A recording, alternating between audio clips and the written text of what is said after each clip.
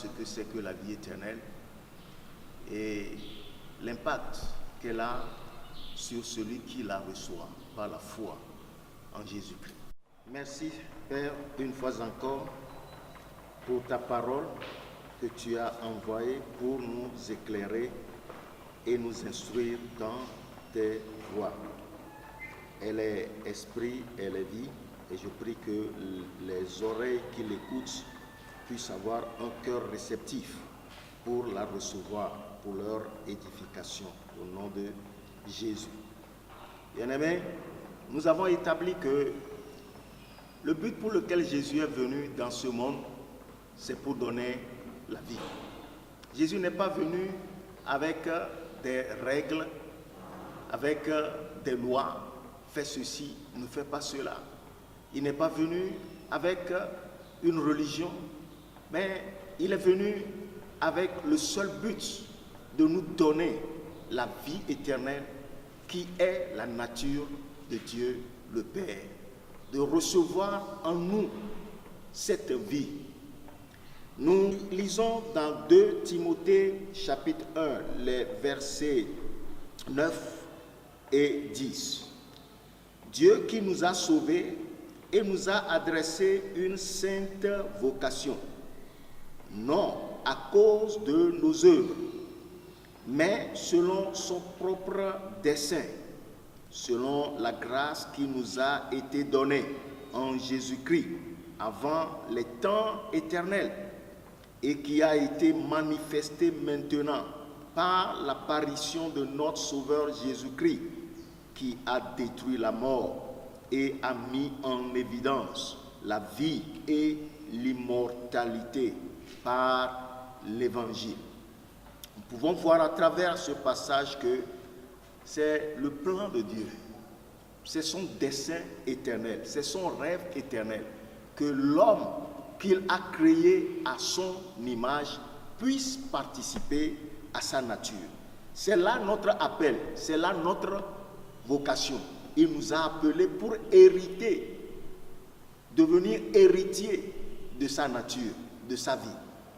Et je vais mettre en évidence encore quelque chose dans le verset 10, que cette grâce qui nous accorde la vie éternelle a été manifestée par l'apparition de notre Sauveur Jésus-Christ, qui a détruit la mort et a mis en évidence la vie et l'immortalité par l'Évangile.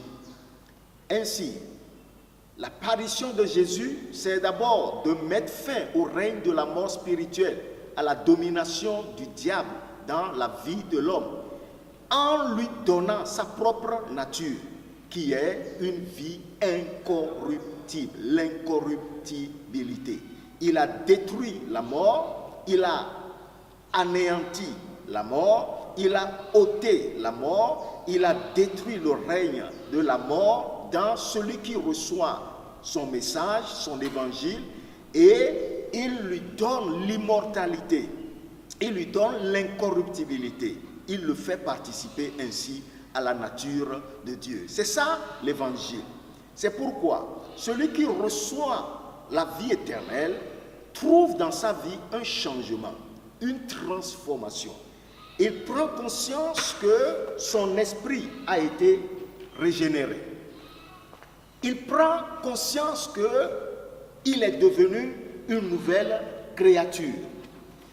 Il prend conscience qu'il est passé de la mort à la vie. Il devient enfant de Dieu. Ainsi, l'effet de la vie éternelle sur l'esprit de celui qui la reçoit, c'est cette transformation, c'est cette nouvelle conscience, parce que le péché dans sa vie est détruit, anéanti, parce qu'il a hérité maintenant la sainteté de Dieu, il a hérité maintenant la justice de Dieu, il est maintenant enfant de lumière, il n'y a plus de ténèbres en lui, il ne vit plus dans les ténèbres, mais il vit dans la lumière, parce que cette vie qui est lumière habite dans son esprit, dans son homme intérieur. C'est pourquoi la Bible dit, si quelqu'un est en Christ, Il est une nouvelle création. Quelque chose qui n'a jamais existé. Quelque chose qui vient de Dieu. Quelque chose qui est une œuvre de Dieu. Quelque chose qui est une opération de Dieu dans sa vie. Qui change son existence. Qui change son ancienne vie et l'ancienne façon de penser. Il est transformé. Il entre dans une nouvelle dimension de vie.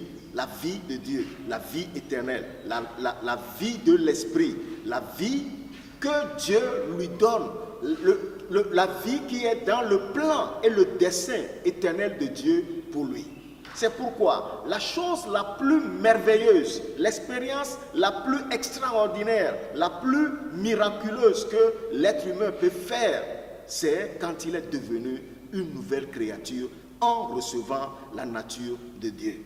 Quand vous recevez en vous cette nature, vous devenez enfant de Dieu. La Bible dit, à ceux qui croient en son nom, il leur a donné le pouvoir de devenir enfants de Dieu, lesquels sont nés non de la volonté de la chair, ni du sang, ni de l'homme, mais de la volonté de Dieu. Vous devenez enfants de Dieu selon la volonté de Dieu lui-même. Et si c'est Dieu qui vous a engendré, croyez-moi, vous êtes en Dieu, vous êtes unis en Dieu et rien ne peut plus vous séparer de Dieu. C'est ça l'effet de la vie éternelle. Mais je vais vous encore lire un passage pour vous montrer quelque chose que nous devons encore comprendre. Cette vie que nous avons reçue, le jour où nous l'avons reçue, c'est comme nous sommes nés un bébé. Et un bébé qui naît a besoin d'être nourri. Un bébé qui naît a besoin qu'on lui donne de la nourriture pour pouvoir grandir. Ainsi, la nouvelle vie que nous avons reçue en nous doit grandir et doit contrôler entièrement notre être tout entier. Lisons dans l'Évangile selon Jean, chapitre 17, verset 3. Là, il dit, « Or, la vie éternelle, c'est qu'ils te connaissent, toi, le seul vrai Dieu, et celui que tu as envoyé, Jésus-Christ. » On peut paraphraser ce verset en disant que le but de la vie éternelle, c'est que nous parvenions à la connaissance de Dieu et de Jésus-Christ, notre Seigneur. Mes frères, lorsque nous étions dans les ténèbres, nous ne connaissons pas Dieu. Mais quand nous recevons la vie éternelle, nous sommes dans une position où nous pouvons connaître maintenant Dieu. Connaître Dieu réellement tel qu'il est. Connaître ici n'est pas une connaissance intellectuelle. Connaître ici, c'est une révélation dans votre esprit. La connaissance intellectuelle n'a rien à voir avec la connaissance de Dieu. La connaissance de Dieu, c'est une révélation. Dieu lui-même a choisi de se révéler à vous, en commençant par vous donner la nouvelle naissance. Maintenant que vous êtes nés de nouveau, vous pouvez parvenir à la conscience de votre union avec Dieu. Ainsi, la connaissance ici, c'est notre union avec Dieu. Nous faisons un avec Dieu. Nous faisons un avec son Fils. Nous participons à la même sève. C'est cette union que Jésus a représentée par le cep avec les sarments. C'est la même sève qui coule dans le cep qui va dans les sarments. La même vie qui est en Dieu, qui coule dans le Fils, coule aussi en nous. Et les sarments, c'est la partie du cep qui produit les fruits. Ainsi, nous sommes unis à Jésus-Christ, nous sommes unis au Père par la nouvelle nature que nous avons reçue. Et par cette nouvelle nature, maintenant, nous portons des fruits qui sont des fruits qui glorifient Dieu. Des fruits qui sont des fruits, le résultat de la présence de la nature de Dieu même en nous. Ainsi, la vie éternelle nous amène à la connaissance de notre Seigneur Jésus et de Jésus-Christ et de Dieu notre Père. Dans le livre des Actes des Apôtres, le chapitre 5, le verset 20, vous vous souvenez lorsque les apôtres avaient été arrêtés à cause de la prédication de l'évangile, ils ont été mis en prison. Mais pendant la nuit, un ange est venu leur ouvrir les portes de la prison et il leur dit, verset 20 dans Actes chapitre 5, « Allez, tenez-vous dans le temple et annoncez au peuple toutes les paroles de cette vie. » Toutes les paroles de cette vie, c'est-à-dire les principes qui sous-tendent cette vie, c'est-à-dire l'opération de cette vie. Comment cette vie opère-t-elle en nous? Comment cette vie fonctionne-t-elle en nous? Quels sont les principes de cette vie? Et les apôtres ont reçu le mandat d'annoncer ces principes. D'abord, Jésus lui-même a été celui qui a annoncé ces principes. Quand vous prenez les enseignements de Jésus, quand vous lisez les évangiles, et surtout vous vous penchez sur l'évangile selon Jean, vous allez voir que Jésus a beaucoup parlé de la vie éternelle. Et les principes de cette vie se trouvent là-bas. Et quand nous lisons les épîtres, c'est des lettres qui sont écrites à ceux qui ont reçu la nouvelle nature en eux. Et les épîtres nous communiquent les principes qui gouvernent cette vie, les principes par lesquels cette vie opère en nous et à travers nous. C'est pourquoi, lorsque nous naissons de nouveau et que nous recevons la nouvelle nature, il nous est demandé de désirer comme des nouveau-nés le lait spirituel non frelaté qui est la parole de Dieu, afin que par elle nous puissions croître pour notre salut. Pour que cette vie nouvelle que nous avons reçue en nous croisse en nous et domine entièrement notre vie, nos facultés, nos sens, pour gouverner toute notre vie et que nous puissions porter des fruits, nous devons incessamment nous nourrir de la parole non frelatée. Jésus-Christ a dit, ma parole est esprit et vie. Elle est esprit, elle est vie. La vie là, c'est encore la vie éternelle. Ainsi, la parole qui est vie, la vie de Dieu, la parole produit cette vie en nous, la parole arrose cette vie en nous, la parole fait grandir cette vie en nous. Quand la parole grandit en nous, cette vie grandit en nous. Et dans la mesure où cette vie grandit en nous, nous pouvons maintenant porter des fruits qui glorifient le nom de Dieu notre Père. Vous voyez bien qu'il ne s'agit pas de se donner des règles de conduite, fais ceci, ne fais pas cela. Non, ce n'est pas ça le christianisme. Le christianisme, c'est l'union avec Dieu. Quand vous êtes unis à lui, à part la vie éternelle, et que vous vous nourrissez continuellement, constamment de la parole de Dieu, cette vie grandira en vous et vous rendra capable de porter des fruits pour Dieu. Souvenez-vous, tout ce que Dieu est se trouve dans cette vie. Et parce que vous avez reçu cette vie en vous, tout ce que Dieu est en vous. Vous avez une mesure de sa foi, vous avez sa lumière, vous avez sa connaissance, vous avez son amour en vous, vous avez sa longanimité. Toutes ces choses sont en vous. Quand nous les entretenons et nous opérons selon ces principes, vous allez voir qu'elle vous mènera loin. Elle vous délivrera, elle vous rassurera, elle vous donnera une pleine hardiesse dans ce monde de ténèbres. Mais bien aimés, vous pouvez voir que le don merveilleux de Dieu pour l'homme, c'est la vie éternelle. Cette vie, Dieu vous la donne gratuitement. Si vous l'avez en Christ, je vous prierai de bien vous nourrir de cette vie tous les jours.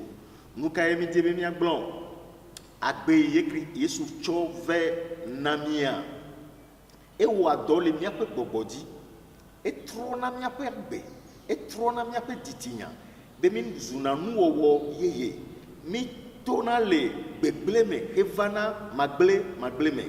Mi tonale bebleme hevana kɔkɔe nyenye gbɔ mi tona le agla dzedze me evana etoɖoɖo gbɔ eye agbe ya ƒe taɖodinu nye bena yakplɔ mi va Mawu ƒe sidzedze gbɔ eye sidzedze Mawua menye anyasã ƒe sidzedze o menye nunya yi va na mi to anyasã di ye wonye o vɔ enye nunya ɖe yi va na mi to ɖeɖefia me eye ɖeɖefia ya eto Mawu ƒe nya me va na mi agbea ƒe ŋusẽ ƒe dɔwɔwɔ le mia mea awɔe bena miatse ku na Mawu míaƒe ɖekawɔwɔ kpakple Yesu Kristoa eya ye Biblia ɖe fia mi alo Yesu ŋutɔ ɖe fia mi to wainti kpakple ƒe alɔdzewo ƒe lododo me ebe yee nye wainti vavã míawoe nye alɔdzeawo wolé ɖe atia ŋuti alɔdzea ehiã be wòanɔ